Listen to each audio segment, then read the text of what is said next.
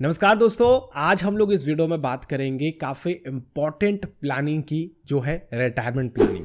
जब भी हम लोग इन्वेस्टिंग की बात करते हैं और कई लोग इस चीज़ को अवॉइड करते हैं, खास करके अगर हम लोग इंडियन इन्वेस्टर्स की बात करें तो वो इस लॉन्ग टर्म के इन्वेस्टमेंट को अवॉइड करना चाहते हैं और वो शॉर्ट टर्म के इन्वेस्टमेंट में पड़े रहते हैं, जो कि 2 साल 3 साल 5 साल 10 साल होता है, जो कि उनके घर बनवाने का हो सकता है, जो कि उनके कार खरीदने का हो सकता है, बच्चे की प्लानिंग के लिए भी करते हैं, उनकी एजुकेशन प्लानिंग के लिए, लेकिन वो अपने बारे में नहीं सोचते हैं कि रिटायरमेंट प्लानिंग भी करनी है। मैं आप लोगों को इस वीडियो में बहुत से पहलू बताऊंगा रिटायरमेंट प्लानिंग के, जैसे कि रिटायरमेंट प्लानिंग आपको क्यों करना चाहिए, रिटायरमेंट प्लानिंग करते समय किन बातों का आप ध्यान रखेंगे, आपके लिए एसेट क्लास कौन से खुले हैं और कितना एक्सपेक्टेड रिटर्न आपको अपने दिमाग में रख करके चलना चाहिए। क्योंकि इस समय अगर हम यूथ की बात करें या फिर जो लोग भी इक्विटी के बूम को देख रहे हैं, एक बबल कह सकते हो इसको, या फिर कह सकते हो कि काफ़ी बुल मार्केट को देख रहे हैं, क्योंकि कोविड के बाद जिस तरह से मार्केट अपने रंग दिखाया है, उसके बाद हर एक इन्वेस्टर चाहता है कि वो इक्विटी में इन्वेस्ट करे,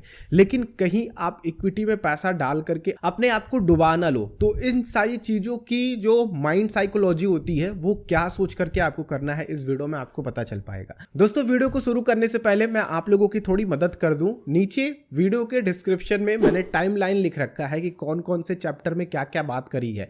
थोड़ी सी वीडियो लंबी हो सकती है, इसलिए मैंने आप लोगों की ये मदद करी है, तो उस पे जाकर के आप लोग डायरेक्टली क्लिक कीजिए, आप लोग उस चैप्टर पे या फिर उस टॉपिक पे पहुंच जाएंगे, जिससे कि आपका समय बच पाएगा। सबसे पहले हम बात करते हैं कि आखिर रिटायरमेंट प्लानिंग क्यों जरूरी है। देखिए दोस्तों, हमें फ्यूचर का नहीं पता कि आगे आखिर क्या होने वाला है। रिटायरमेंट एक ऐसी एज होती है कि हमारी जो इनकम होती है या फिर हमारी बॉडी जो होती है, वो कहती है कि अब बस तुम्हें एंजॉय करना है, अपनी फैमिली के साथ समय बिताना है। तो अगर आप कहीं काम कर रहे हो या फिर अगर आप कहीं नौकरी कर रहे हो, तो कंपनी भी कहती है कि अब जाओ भैया, अब आप घर जाओ, आराम करो, अब हमें आपकी ज़रूरत नहीं है, क्योंकि आप उतने सक्षम नहीं हो कि आप हमें उतनी प्रोडक्टिविटी दे सको। तो आपको कंपनी कहती है कि आपकी रिटायरमेंट एज 55 साल है या फिर 60 साल है, जिस भी तरह की आपकी एज आपकी कंपनी डिसाइड करती है, उस हिसाब से आपको अपने यहाँ से दरख्वास्त कर देती है, फिर उसके बाद आप अपने पेंशन को एंजॉय करते हो। तो अगर आपके पास पेंशन प्लानिंग्स हैं तब तो ठीक है, लेकिन अगर आपकी पेंशन प्लानिंग है लेकिन उतनी नहीं है, तो फिर क्या करेंगे? तो आपको आता है रिटायरमेंट प्लानिंग का ऑप्शन। आपको वहाँ पे रिटायरमेंट प्लानिंग करनी पड़ती है। फ्यूचर में चल करके बच्चे आपको तभी पूछेंगे जब आपके पास पैसे होंगे, कुछ फंड इकट्ठा होंगे, क्योंकि मोस्ट ऑफ द फैमिलीज के बच्चे इसीलिए अपने माँ बाप को छोड़ देते हैं क्योंकि उनके पास उतना फंड नहीं होता है, या फिर माँ बाप उनकी उम्मीदों पर खरा नहीं उतरते। भले ही वो माँ बाप की उम्मीदों पर खरा ना उतरे, लेकिन वो चाहते हैं कि माँ बाप उनकी उम्मीदों पर खरा उतरे। तो ये भी एक रीज़न हो सकता है। आप लोगों को फ्यूचर में चल करके मेडिकल एमरजेंसीज पड़ सकती हैं, क्योंकि अगर हम इंश्योरेंस, हेल्थ इंश्योरेंस की बात करें तो वो आपको उतना बड़ा अमाउंट इंश्योरेंस के रूप में नहीं प्रोवाइड करते हैं, क्योंकि आपकी जो एज होती है वो ऐसी एज होती है जहां पे हेल्थ इमरजेंसीज ज़्यादा पड़ती हैं। तो उन केस में आपको इंश्योरेंसेस भी महंगे पड़ते हैं। तो उससे बचने के लिए आप लोगों के पास आपका रिटायरमेंट प्लानिंग जो है वो काम में आना चाहिए। प्लस आप लोगों को एक रेगुलर इनकम की आदत होती है, जैसे कि आप जॉब कर रहे हो या फिर कहीं से भी ऑन कर रहे हो, तो वहां से आपको एक रेगुलर इनकम मंथली आती रहती है, तो उसकी भी रिक्वायरमेंट आपकी होती है, तो वो भी आपको कहीं ना कहीं कमी रहती है कि नहीं आ रही है। तो रिटायरमेंट प्लानिंग में वो चीज़ें आपकी फुलफिल होती है, हर महीने आपको कुछ पैसा जनरेट होकर के आपके इन्वेस्टमेंट से मिलता रहता है। तो ये है दोस्तों रिटायरमेंट प्लानिंग की इंपॉर्टेंस, और इतनी ज़्यादा मदद करती है आपके एंड एज में जब आप लोग अपनी लाइफ को एंजॉय करना शुरू करना चाहते हो। दोस्तों, रिटायरमेंट प्लानिंग आखिर कैसे करें? देखिए, रिटायरमेंट प्लानिंग करते समय सबसे पहले आप लोगों को ध्यान रखना चाहिए वो है आपकी जो प्रेजेंट एक्सपेंसेस है। प्रेजेंट एक्सपेंसेस को देखिए कि आपके ऊपर कितने खर्चे हैं, और इसी तरह का खर्च एक्चुअल में आप लोग इमेजिन कीजिए। मान लीजिए आप 40 साल के हैं और आपका खर्च 50,000 रुपये आ रहा है, तो आपका सालाना खर्च कितना हुआ? 6 लाख रुपए। तो आपको सोचना है कि जो भी मेरे खर्चे हो रहे हैं, आज से 20 साल बाद उन खर्चों की वैल्यू क्या होगी। जैसे कि जो आज को अभी आपको 6 लाख रुपए लग रहा है, प्रेजेंट इन्फ्लेशन के अकॉर्डिंग वही आपको 13 से 14 लाख रुपए जरूरत पड़ेगी। और अगर इन्फ्लेशन इसी तरह से 7 से ऊपर चल रहा, तो आपको 18 से 19-20 लाख रुपए तक की जरूरत पड़ेगी सालाना कमाने की। तो आपको ध्यान रखना है कि अभी जो मेरे प्रेजेंट के एक्सपेंसेस है फ्यूचर में चल करके कितने बढ़ जाएंगे। अब मान लीजिए कि अभी आपके ऊपर बहुत ज़्यादा जिम्मेदारी नहीं, अभी अभी आपकी नई नई शादी हुई है। अब आप सोचिए कि अगर आपके बच्चे कुछ नहीं कर पाते हैं तो उनको भी सर्वाइव कराने के लिए आपके रिटायरमेंट फंड में से पैसा आपको आना चाहिए। तो उन कंडीशन में हमारी प्लानिंग किस तरह से होनी चाहिए, क्या मुझे अपने इन्वेस्टमेंट्स को और बढ़ाना चाहिए।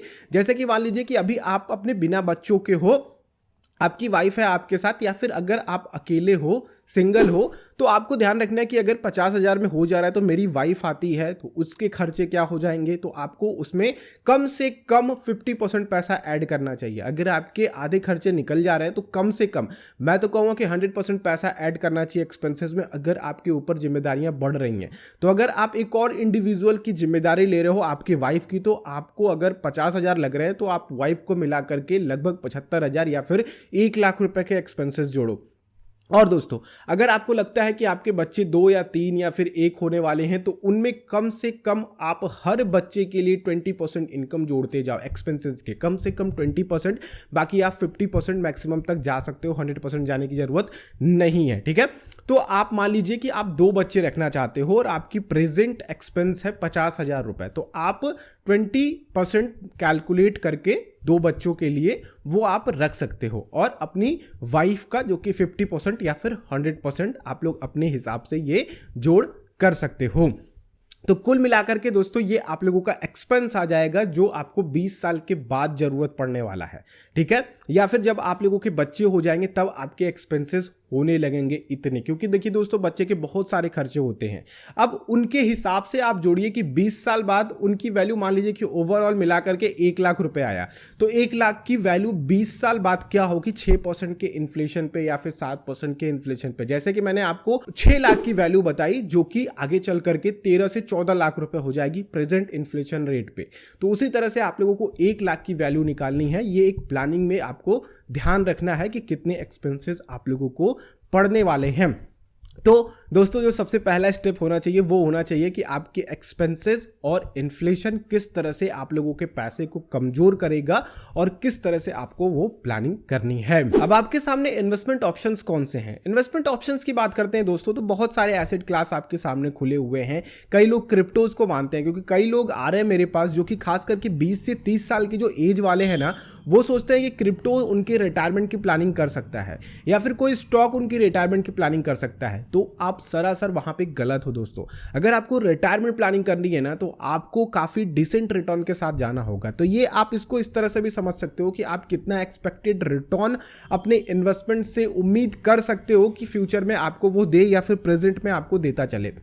देखिए आपके सामने जो इन्फ्लेशन बीटिंग रिटर्न है जो कि फुल प्रूव्ड हैं, उनके हिसाब से मैं बता रहा हूं। एक तो आप रियल एस्टेट में इन्वेस्ट कर सकते हो। रियल एस्टेट में जैसे कि आप कॉमर्शियल प्रॉपर्टी में इन्वेस्ट कर सकते हो, या फिर आप लोगों के सामने रेट खुले हुए हैं, आपके सामने म्यूचुअल फंड्स के ऑप्शन है, आपके सामने स्टॉक्स हैं जो कि आप अलग अलग स्टॉक्स में पैसा डाल सकते हो। कुछ लार्ज कैप के स्टॉक्स में पैसा डाल सकते हो जिनकी ग्रोथ फ्यूचर में भी हो सकती है और प्रेजेंट में भी आप लोगों को ग्रोथ दिखा रहे हैं। तो मैं कहूंगा कि जिनको भी ज्यादा नॉलेज नहीं है स्टॉक्स वगैरह की, वो म्यूचुअल फंड्स की तरफ जा सकते हैं। बाकी रियल एस्टेट आप लोगों को तो काफी अच्छी जानकारी होगी ही। बाकी चैनल पे आप लोगों को रियल एस्टेट की एक प्लेलिस्ट मिल जाएगी जहां पे आप लोगों को इसके बारे में काफी कुछ सीखने को मिलेगा। बाकी चैनल को आप लोग सब्सक्राइब कर लीजिएगा, मैं आप लोगों के लिए और वीडियोस रियल एस्टेट इन्वेस्टिंग से रिलेटेड जरूर दूंगा। तो देखिए दोस्तों, आप लोगों के लिए जो सबसे बेहतर ऑप्शन खुला है वो है म्यूचुअल फंड का ऑप्शन। और मैं कहूंगा कि आप अगर जॉब करने वाले हो तो आपके पास ईपीएफ का अकाउंट है, और अगर आप सरकारी नौकरी वाले हो यानी कि प्राइवेट जॉब वालों के लिए ईपीएफ, सरकारी नौकरी वालों के लिए एनपीएस। तो ध्यान रखना कि आपकी जो रिटायरमेंट प्लानिंग है इन दोनों में डिस्ट्रीब्यूट होनी चाहिए। जो मैं बता रहा हूं केवल उसी पे मत फोकस करना। जैसे कि मैंने आपको इन्फ्लेशन के बारे में बताया और आपके प्रेजेंट खर्चों के बारे में बताया, जो 50,000 वाला एग्जाम्पल मैंने आपको बताया, तो उस एग्जाम्पल के अकॉर्डिंग अगर आप देखते हो तो मान लो कि आपका 6 लाख रुपए अभी इस साल अभी प्रेजेंट में खर्चा चल रहा है, तो आने वाले 20 साल बाद आपको हर साल 13 से 14 लाख रुपए तक की जरूरत पड़ेगी। अब आपको ये सोचना है कि आपके एनपीएस से आपको 40% की एन्युटी पे इतना अमाउंट मिल जाएगा, आपके ईपीएफ से इस तरह के पेंशन जनरेट होंगे, तो मुझे अपने दूसरे एसेट क्लास से किस तरह की इनकम जनरेट कर रही है। खास करके रिटायरमेंट प्लानिंग की मैं बात कर रहा हूँ। एक्सपेंसेस जो है वो आपके पूरे तरीके से चले जो भी प्रेजेंट में चल रहे हैं। तो मान लीजिए कि आपका एनपीएस से 40,000 रुपए की पेंशन महीने की जनरेट हो जा रही है, या फिर अगर आप प्राइवेट में हो तो आपकी ईपीएफ से 40,000 की पेंशन जनरेट हो जा रही है। तो आपको ध्यान रखना है कि दूसरे एसेट्स क्लास से, जैसे कि अगर आप लोग रेंटल इनकम बना रहे हो रिटायरमेंट पे, जैसे कि रियल एस्टेट में, कमर्शियल में इन्वेस्ट करते हो तो रेंटल आपको वहां पर मिल जाएगा। बाकी अगर आप लोग रियल एस्टेट में डायरेक्टली प्रॉपर्टीज भी खरीद करके छोड़ते हो इतने लंबे समय तक, तो आपको पिछले समय के बारे में पता ही है कि पिछले समय में किस तरह की प्रॉपर्टीज थी, अभी उन प्रॉपर्टीज की वैल्यू क्या है। खाटी से खाटी बैड लोकेशंस पे भी देखोगे तो उन प्रॉपर्टीज की वैल्यू दर समय दर बढ़ी ही है। तो लॉन्ग टर्म में आपकी प्रॉपर्टीज काफी अच्छा रिटर्न निकाल करके देती हैं, प्रेजेंट इन्फ्लेशन को बीट करते हुए आपको रिटर्न देती हैं। तो आप लोग प्लॉट्स वगैरह में भी इन्वेस्ट कर सकते हो, कमर्शियल प्रॉपर्टीज में भी इन्वेस्ट कर सकते हो, आप हाउस प्रॉपर्टीज को भी देख सकते हो, और आपके सामने म्यूचुअल फंड भी खुले हुए हैं। तो म्यूचुअल फंड से आप लोग मान लो, या फिर इस तरह के एसेट क्लास से आप लोग मान लो जो आपके ऑलरेडी प्लान्ड इन्वेस्टिंग है, जैसे कि ईपीएफ एनपीएस की मैं बात करूं। आप लोग कंफ्यूज मत होइएगा, जो भी कंफ्यूजन होगा नीचे कमेंट बॉक्स में जरूर लिखिएगा।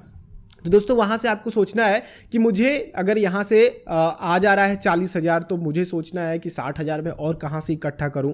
तो 60,000 के लिए आपको दूसरे एसेट क्लास के लिए प्लानिंग करनी है, अगर आप रिटायरमेंट प्लान के लिए जा रहे हो तो इस बात का आप लोग ध्यान रखना। बाकी दोस्तों, अब कई लोग मुझे इक्विटी के बारे में पूछते हैं कि इक्विटी में हम कितना इन्वेस्टमेंट करें। तो देखिए, आपको सिंपली ध्यान रखना है कि आप 100 माइनस एज का रूल अपनाइए आराम से। अगर आप लोग 40 साल के हैं तो 100 माइनस 40 कर दीजिए, 60% आता है। तो 60 जो आया है वैल्यू, आपके जो भी इन्वेस्टिंग अमाउंट है, जैसे कि मान लीजिए कि आप सालाना 13 लाख रुपए, 12 लाख रुपए, 6 लाख रुपए कमा रहे हो, ठीक है। 6 लाख रुपए में से आप 3 लाख रुपए इन्वेस्टिंग के लिए निकाल लेते हो, तो 3 लाख में से आपका जो 40% अमाउंट है वो जाना चाहिए आपका फिक्स सिक्योरिटीज में, और 60% आपका अमाउंट जो है वो जाना चाहिए इक्विटी में। इसी तरह से आप लोग अपना एज के अकॉर्डिंग, जैसे कि मान लो कि आप 35 साल के हो, 36 साल के हो, तो 100 माइनस एज वाला रूल अपनाओ। ये यूनिवर्सल रूल है और ये कामगर होता है, और आपके लॉन्ग टर्म में आपके, देखिए क्यों काम करता है, क्योंकि आपकी एज जो होती है वो 60 ईयर्स के रिटायरमेंट की मानी जाती है।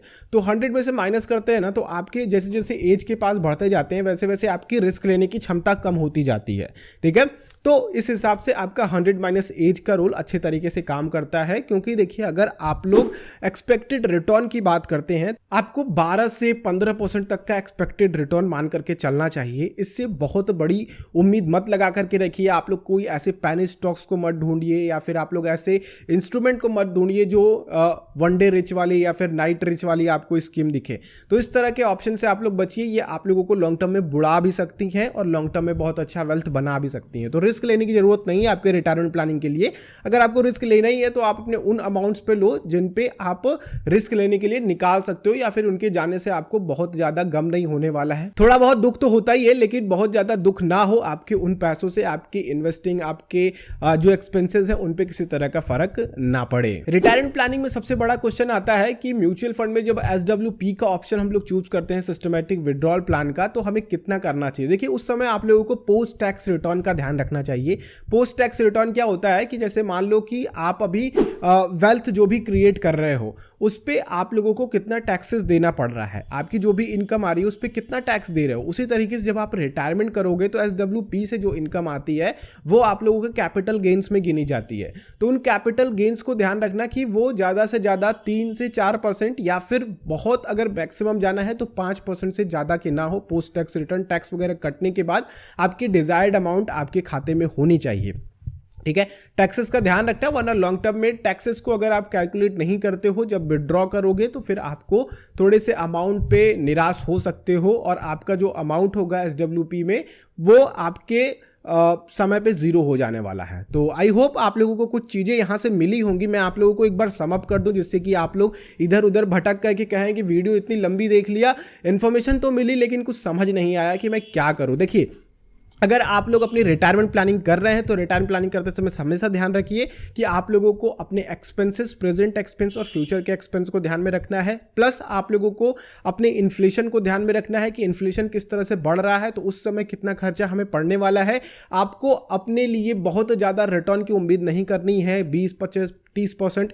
अगर आप 10 से 12% तक के रिटर्न वाले ऑप्शंस में पैसा डाल रहे हो तो मोर देन इनफ है, आप उसी के साथ स्टिक रहो। इन्फ्लेशन को बीट करते हुए आपके सामने एक बढ़िया ऑप्शन और बड़ा रिटर्न क्रिएट कर सकता है अगर आप लोग डिसेंट रिटर्न वाले ऑप्शंस के साथ जाते हो।